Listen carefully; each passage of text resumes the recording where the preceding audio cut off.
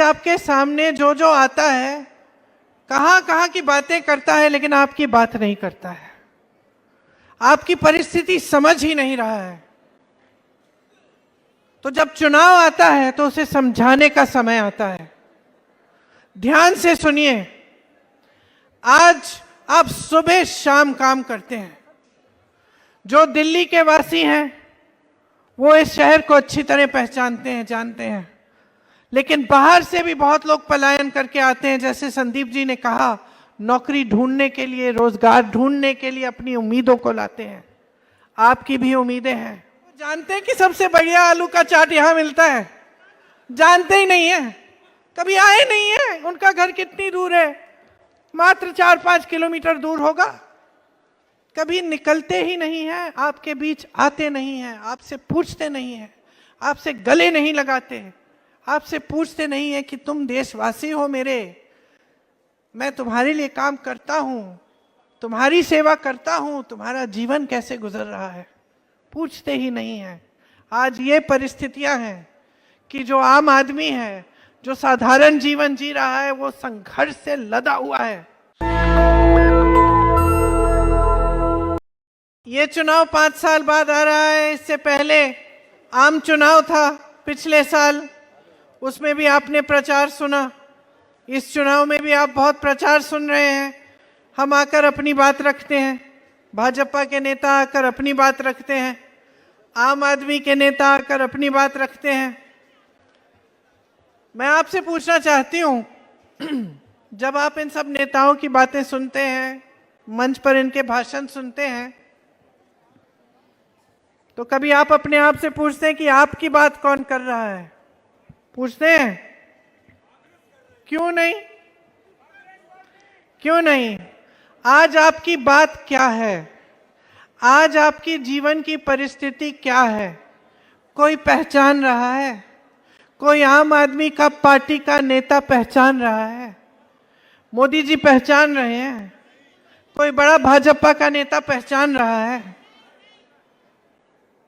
आज आपके सामने जो जो आता है, कहां कहां की बातें करता है, लेकिन आपकी बात नहीं करता है। आपकी परिस्थिति समझ ही नहीं रहा है। तो जब चुनाव आता है तो उसे समझाने का समय आता है। ध्यान से सुनिए। आज आप सुबह शाम काम करते हैं। जो दिल्ली के वासी हैं वो इस शहर को अच्छी तरह पहचानते हैं, जानते हैं। लेकिन बाहर से भी बहुत लोग पलायन करके आते हैं। जैसे संदीप जी ने कहा, नौकरी ढूंढने के लिए, रोजगार ढूंढने के लिए अपनी उम्मीदों को लाते हैं। आपकी भी उम्मीदें हैं। आप सुबह उठते हो, मंजन करते हो। आज आपके मंजन पे जीएसटी है। आप चाय पीते हो, चाय महंगी है। ब्रेड मक्खन खाते हो, मक्खन महंगा है। ब्रेड महंगी है, उस पे भी जीएसटी है। आपके बच्चे स्कूल जाते हैं, फीस महंगी है, बढ़ गई हैं। उनकी जो वर्दी है उसके लिए जीएसटी भरनी पड़ती है। मोजे, जूते, कपड़े, हर चीज के लिए आप जीएसटी भर रहे हैं। आप टैक्स देते जा रहे हैं, देते जा रहे हैं, देते जा रहे हैं। आप अगर अपना छोटा कारोबार बनाते हैं, उसमें काम कर रहे हैं, तो वहां भी जीएसटी की मुसीबत। आप कमा कम रहे हैं और आप दे ज्यादा रहे हैं। महंगाई इतनी बढ़ गई है कि चाहे आप सब काम कर रहे हैं, महिलाएं काम कर रही हैं, पुरुष काम कर रहे हैं एक परिवार में, फिर भी काफी नहीं है पैसे, फिर भी गुजारा नहीं हो पा रहा है। कोई बीमार पड़ जाता है, घबराहट होती है। घर में कुछ टूट जाता है, मरम्मत करनी है, घबराहट हो जाती है। त्योहार आ रहा है, घबराहट हो जाती है कि त्योहार आ रहा है, क्या करेंगे, मेहमान आएंगे, घर को सजाना है, लिपाई पुताई करनी है, घबराहट हो रही है। बच्चे इम्तिहान दे रहे हैं, घबराहट हो रही है। फीस कैसे भरेंगे? पाठशाला में कुछ पढ़ाया नहीं जा रहा है, ट्यूशन लगाना पड़ रहा है। ट्यूशन की फीस इतनी है, लोन लोगे ट्यूशन के लिए, किसी न किसी तरह से जुगाड़ करके बच्चों को पढ़ाना है। बच्चा इम्तिहान देगा, रोजगार के लिए भरेगा अपना फॉर्म, रोजगार ही नहीं मिलेगा, घोटाला होगा, परीक्षाओं में घोटाला होता है। तो कहां के रह गए आप? मैं पूछना चाहती हूं आपसे, आज आपकी जो जिंदगी है, जो आपका संघर्ष है, उसको कौन पहचान रहा है? कौन समझ रहा है? कौन समझ रहा है कि आपको ये जो महिला अभी ऊपर आई मंच पर, राधा, गुजराती है, सूरत से आई है दिल्ली रोजगार के लिए। मैंने पूछा क्या करती हो? मैंने पूछा क्या करती हो? कहती है कि 12 घंटे 8 बजे से 8 बजे हाउसकीपिंग में काम करती है। ये महिला अभी यहां मेरे भाषण को सुनने आई है, इतने प्यार से मुझे ये दुपट्टा दिया है, मुझ पे ओढ़ा है, मुझ में अपनी आशा व्यक्त की है। ये घर जाएगी, अभी खाना पकाएगी अपने बच्चों के लिए, अपने परिवार के सदस्यों का देखभाल करेगी। जब तक सारे सो जाएंगे तब तक सोएगी नहीं। कल सुबह उठकर फिर से 8 बजे जाकर अपनी नौकरी करेगी। और फिर भी काफी नहीं होगा, कितना संघर्ष करेगी।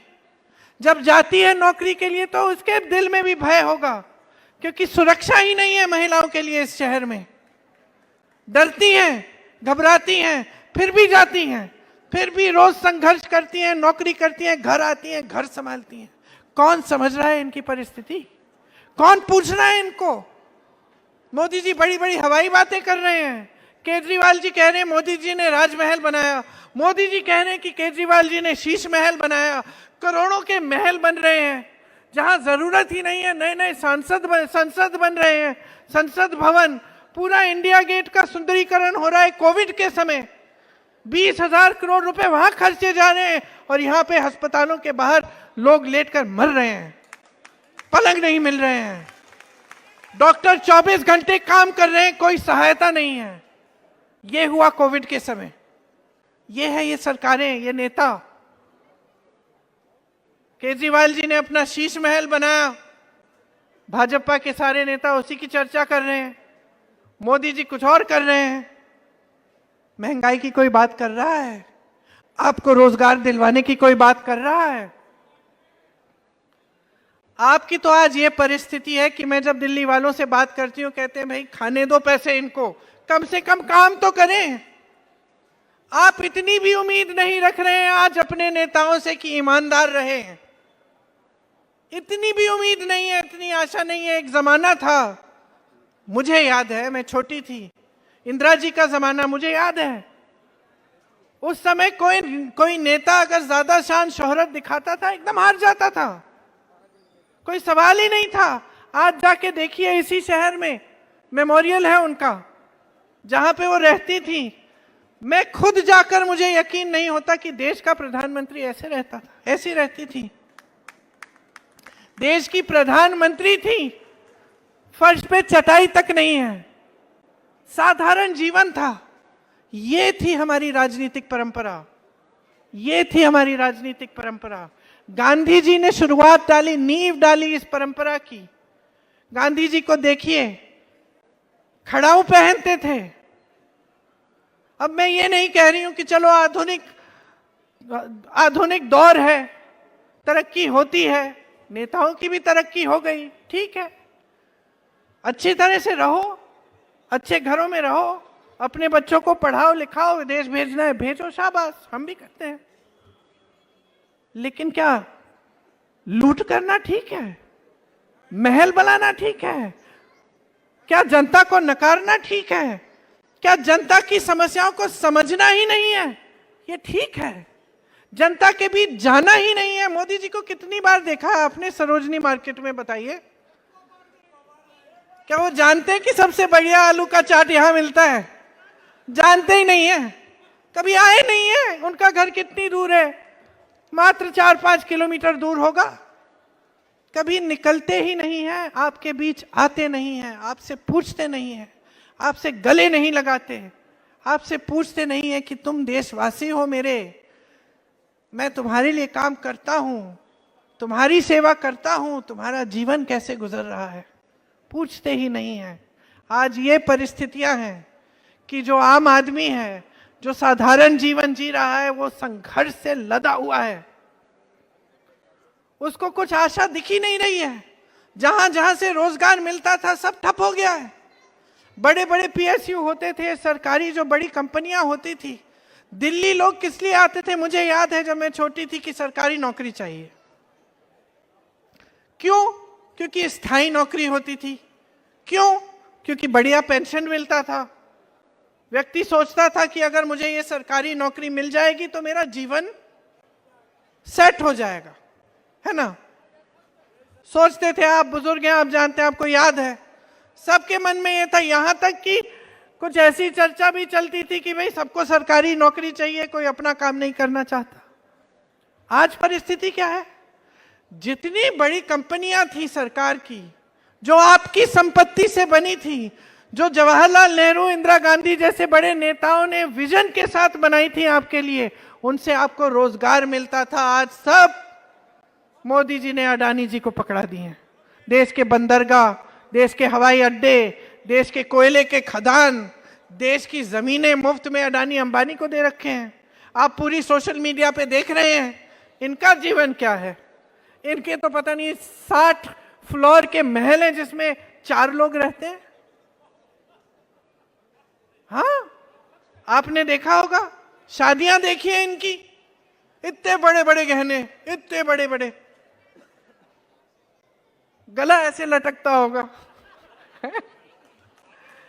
ठीक है, ठीक है, राजाओं महाराजाओं की तरह जीना है तो जियो, लेकिन देश को मत लूटो। ये देश की संपत्ति है जो दी जा रही है इनको मुफ्त में। देश की संपत्ति है, आपकी अमानत है, आपकी संपत्ति है। इसी से रोजगार मिलता था। छोटे कारोबारों से छोटे दुकानदार ये रोजगार देते थे। आज इनकी कमर तोड़ दिया आपने। जीएसटी, कभी नोटबंदी, कभी जीएसटी, कभी कह देंगे कि लाइन में खड़े हो जाओ। सारे देशवासी लाइन में खड़े हुए, क्या मिला? क्या मिला? झांसा था पूरा। कहां आया वो काला धन?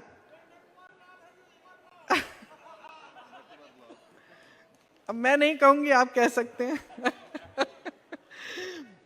लेकिन सच्चाई तो ये है ना, जहां जहां से रोजगार मिलना था वो तो बंद कर दिया आपने।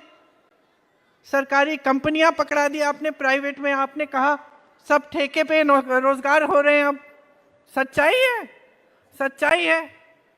और ठेके में क्या होता है? ना आरक्षण होता है, ना कोई गारंटी होती है। कल निकालना है निकाल दो, कम पैसे देने हैं, कम दिहाड़ी देनी है दे दो। और इन्हीं परिस्थितियों में पूरा देश, पूरी दिल्ली ऐसे ही चली जा रही है। शीला जी की बात की, संदीप जी उनके बेटे हैं। मुझे अच्छी तरह याद है शीला जी कितना काम करती थी, बुजुर्ग थी, फिर भी कभी रुकी नहीं, कभी रुकी। मेरे साथ यूपी में भी काम किया उन्होंने कुछ दौर के लिए, रुकी नहीं। कितना जलील किया इन लोगों ने इनको, कितना जलील किया, कितने आरोप लगाए भ्रष्टाचार के, क्या क्या नहीं कहा, किस तरह की बातें की उनके बारे में। मैं आपसे पूछना चाहती हूं, 10 साल गुजर गए, क्या एक आरोप साबित हुआ? पूरा साबित हुआ? सच साबित हुआ? सब झूठ था। और उस झूठ के आधार पर ये आम आदमी पार्टी उभरी, क्योंकि आप नाराज थे। वो तो होता है, देखो 10 साल के बाद थोड़ा सा गुस्सा तो चढ़ता ही है। आपकी नाराजगी उन्होंने शीला जी पे केंद्रित कर ली। उन्होंने कहा कि भ्रष्ट हैं, बड़े बड़े आरोप लगाए, और क्या कहा कि हम ईमानदार हैं, हम ईमानदार सरकार चलाएंगे, हम एक नई राजनीति लाएंगे। क्या लाए? क्या लाए? शीश महल लाए? क्या लाए? जितना भाजपा पैसा प्रचार में अपने चेहरे, अपने नेताओं के चेहरे चमकाने में खर्चती है, शायद उससे थोड़ा ही कम आम आदमी पार्टी के नेता खर्चते हैं। बस यही है कि हमारी इमेज बनी रहनी चाहिए, हमारा प्रचार होना चाहिए। और जो देशवासी हैं हमारे, जो दिल्ली के वासी हैं, वो खाई में डूबे रहे, फंसे रहे इस गरीबी की खाई में, इस संघर्ष में। कोई मदद करने वाला नहीं है।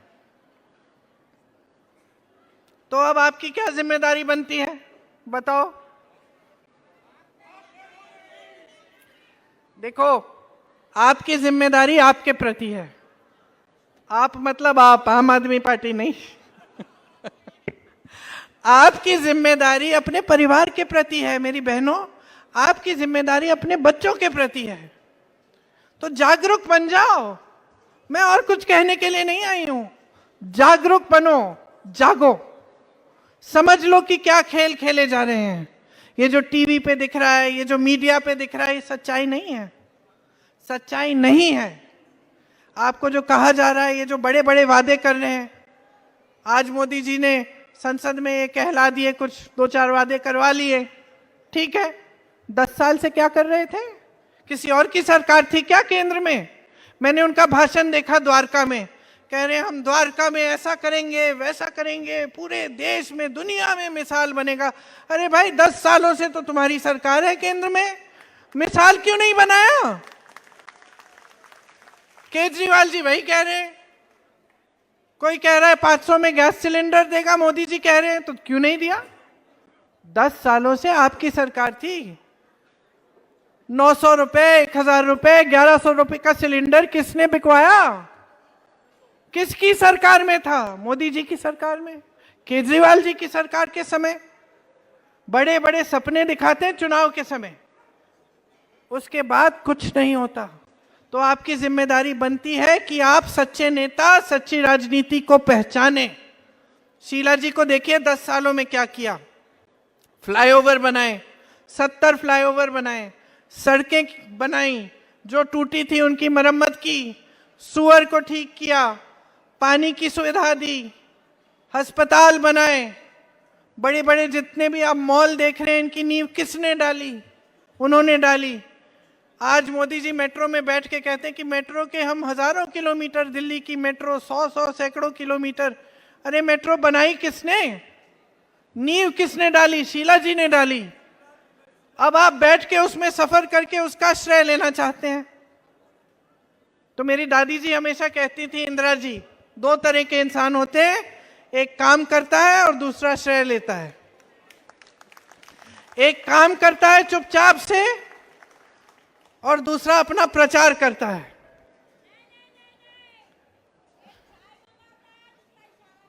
हाँ बस ये देखो। राधा, तुम्हें राजनीति में आना चाहिए, नेता बनना चाहिए तुम्हें। हाँ, तो ये दोनों नेता जो है ना, मोदी जी और केजरीवाल जी, एक समान है। ये एक दूसरे के जैसे हैं। झूठों के आधार पर ये सत्ता में आए। झूठ क्या था? कि हम ईमानदार हैं, हम आपकी सुरक्षा करेंगे, हम आपकी तरक्की करेंगे। किसकी तरक्की हुई? इन्हीं की तरक्की हुई। ईमानदारी सबने देख ली है।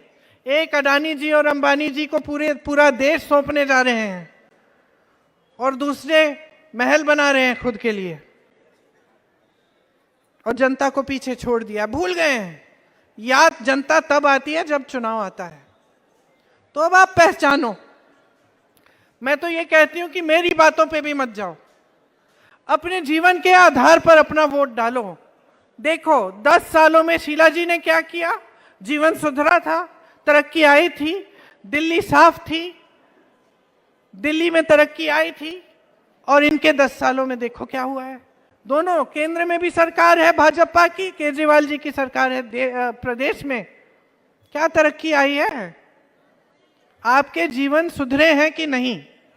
आज आप अपने बच्चों के जो सपने हैं उनको साकार कर सकते हैं कि नहीं? आज आपके बच्चे, उनके भी महत्वाकांक्षाएं बदल गई हैं।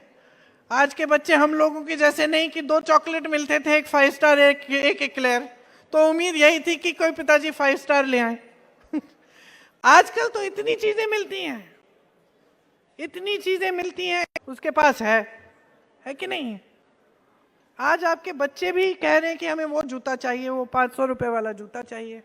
अब आप किसी ना किसी तरह से जुगाड़ करके आप खरीद भी रहे हो उसके लिए, ताकि वो खुश रहे। कहीं ना कहीं से फोन दिलवा देते हो, उसकी महत्वाकांक्षाएं बढ़ रही हैं और आपकी कमाई घट रही है, क्योंकि सरकार की नीतियां ऐसी हैं कि आपको मजबूत नहीं बना रही हैं। कि जो संपत्ति आपकी है, जो पैसा आपका है, वो आपके हाथों में नहीं दे रही है सरकार। ये लीजिए, रेहड़ी पटरी भी नहीं लगाने दे रहे हैं, क्योंकि परवाह नहीं है जी। आज पहली बार मैंने इनसे सुना है कि जैसे जो ओला, उबर, जोमैटो डिलीवरी वाले हैं उनके लिए कुछ करने की सोची है इन्होंने। 10 सालों से इनकी सरकार है, ये लोग दिन रात काम करते हैं। कोई 2 बजे डिलीवरी मांग रहा है, रात को 2 बजे आ रहे हैं, घर डिलीवरी कर रहे हैं। इनकी सुरक्षा क्या है? इनके लिए सरकार ने कोई बीमा निकाली है? कुछ नहीं किया है। तो मैं चाहती हूं कि आप समझें, में है, कर्नाटका में है, हिमाचल प्रदेश में है, झारखंड में भी हमारी सरकार है, वहां पे क्या काम हो रहा है मैं बताती हूं। हिमाचल में, कर्नाटक में, तेलंगाना में महिलाओं को प्रति माह पैसे मिल रहे हैं। कहीं 1500 मिल रहे हैं, कहीं 2000 मिल रहे हैं, कहीं 2500 मिल रहे हैं आज के दिन। पुराना पेंशन आज लागू है जहां जहां कांग्रेस की सरकार है। राजस्थान में कांग्रेस की सरकार थी, 25 लाख तक मुफ्त इलाज मिल रहा था। लोगों के कैंसर के ट्रीटमेंट, हार्ट की सर्जरी, आंखों की सर्जरी, सब कुछ मुफ्त हो रहा था। आप पता करिए किसी से राजस्थान में क्या ऐसी स्कीम थी, वो बताएंगे हाँ जी थी। देखिए, कह रहे हैं कि थी स्कीम वहां पे। आप कर्नाटक फोन मिलाएंगे, आपको पता चलेगा कि क्या क्या स्कीमें चल रही हैं आज के दिन। रोजगार के लिए क्या कर रही है कांग्रेस पार्टी। तो आप समझेंगे कि जब नीयत ठीक होती है नेता की, सरकार की, एक राजनीतिक दल की, तब बहुत सारा काम हो सकता है। तब वो नेता, वो राजनीतिक पार्टी वो समझती है कि देश की संपत्ति जनता के हाथों में जानी चाहिए। आज यहां पे दिल्ली में 25,000 पद खाली पड़े हुए हैं सरकार में। भाई खाली हैं क्यों? क्या बेरोजगार लोग नहीं है 25,000 दिल्ली में? लाखों होंगे। क्या पढ़े लिखे बच्चे नहीं हैं? आज सब लोग अपने बच्चों को पढ़ाते हैं। कोई ऐसा नहीं है जो सोच रहा है कि बच्चा 14 साल का होगा उसको नौकरी में लगा लो, कहीं सफाई में लगा लो। कोई नहीं सोचता है। गरीब से गरीब परिवार का जो होता है वो सोचता है मैं अपने बच्चे को पढ़ाऊंगा, लिखाऊंगा, आगे बढ़ाऊंगा, इसकी तरक्की कराऊंगा। जो संघर्ष मैंने देखा है मैं अपने बच्चों को नहीं दिखाना चाहता। यही हर माँ बाप की आशा होती है, उम्मीद होती है। आज इस उम्मीद पर भी खड़े नहीं उतर सकते आप, क्योंकि आपके बच्चे ज्यादा संघर्ष देख रहे हैं। आप किसी भी तरह उनको कुछ भी खरीद के दे रहे हो, फिर भी वो संघर्ष देख रहे हैं, क्योंकि आप कमा नहीं पा रहे हैं और रोजगार के सारे एक साधन बंद हो गए हैं। आज ईएमआई महंगी है, रुपया गिर रहा है, शेयर बाजार गिर रहा है, मिडिल क्लास पर टैक्स पे टैक्स डाला जा रहा है। ठीक है, आज राहत दे दी है थोड़ी, आज संसद में राहत दी थोड़ी सी, लेकिन आप ये भी सोचिए ना कि इस पूरे देश में सिर्फ 7 करोड़ लोग हैं जो टैक्स देने के लायक हैं। 135 करोड़ जनता तो टैक्स दे ही नहीं सकती, इतना कमाती ही नहीं है कि टैक्स दे। तो आप टैक्स की राहत दे रहे हैं, ठीक है, लेकिन बाकी जनता के लिए क्या कह रहे हैं? रोजगार, महंगाई, जो आपके संघर्ष है, उसके बारे में क्या कह रहे हैं?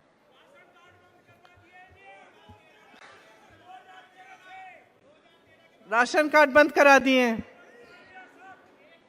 तो देखिए, हर तरफ से आपके जीवन में बस मुश्किलें ही। और आपके नेता, ये आम आदमी के, भाजपा के, आपके लिए कोई विजन, कोई सोच लेकर नहीं आए हैं। इनका तरीका यह है कि चुनाव के समय ध्यान भटका लो और वोट बटोर लो। 5 साल सत्ता में रहो, खुशहाल रहो, जनता जाए भाड़ में। यह है इनकी पॉलिसी। तो आप इस पॉलिसी को अच्छी तरह से समझिए। मैं सिर्फ आपसे यही आग्रह करना चाहती हूं कि अपने जीवन के अनुभव पे चलिए, देखिए कि किसने आपके लिए किया, किसके जो वादे हैं वो झूठे हैं, खोखले हैं, और अपना वोट सही जगह डालिए, क्योंकि जो 5 सालों में आपका भविष्य बन सकता है वो आपके वोट के जरिए ही बनेगा। आज अगर कांग्रेस पार्टी आपके सामने आई है चुनाव में कुछ गारंटीज लेकर, तो आप ये देखिए कि जहां जहां हमारी सरकार है वो गारंटी हो रही हैं। यहाँ में आपने देखा प्यारी दीदी योजना है जिसमें 2500 रुपये प्रति माह महिलाओं के लिए। जीवन रक्षा योजना है जिसमें 25 लाख तक का मुफ्त इलाज आपको मिलेगा। युवा उड़ान योजना है जिसमें अप्रेंटिसशिप मतलब 1 साल का आपका हुनर बनाने के लिए 1 साल के लिए आपको ट्रेनिंग में आपको किसी काम में लगाया जाएगा सरकारी कंपनी के साथ। आपको 8,500 रुपये प्रति माह मिलेंगे 1 साल के लिए। उसके बाद फिर आप अपना कुछ बना सकते हैं, उसके बल पर आप कुछ आगे काम कर सकते हैं। हर परिवार में एक जो नौजवान है उसके लिए 300 यूनिट बिजली मुफ्त मिलेगी। महंगाई से जो मुक्ति योजना 500 में गैस सिलेंडर जो कि कांग्रेस के प्रदेशों में मिल रहा है, और फ्री राशन का किट मिलेगा, और पूर्वांचलियों के लिए एक खास अलग बजट बनेगी। ये हमारी गारंटी है। मैं जानती हूं कि आप सबको घर जाना है, रात हो रही है, इसलिए मैं अब अपनी बातें समाप्त करती हूं। सिर्फ ये कहना चाहती हूं कि चुनाव के दिन मेरी बातों को याद रखो, मेरी बातों को याद रखो और इस चुनाव में अपना। नेशनल दस्तक की आपसे गुजारिश है कि अगर इसको बचाना चाहते हैं तो नेशनल दस्तक को सब्सक्राइब करने के लिए रेड कलर के सब्सक्राइब बटन को दबाएं, फिर बेल आइकन की घंटी दबाएं। नेशनल दस्तक को बचाने के लिए बहुत जरूरी है कि हर खबर को शेयर करें, लाइक करें, कमेंट जरूर करें।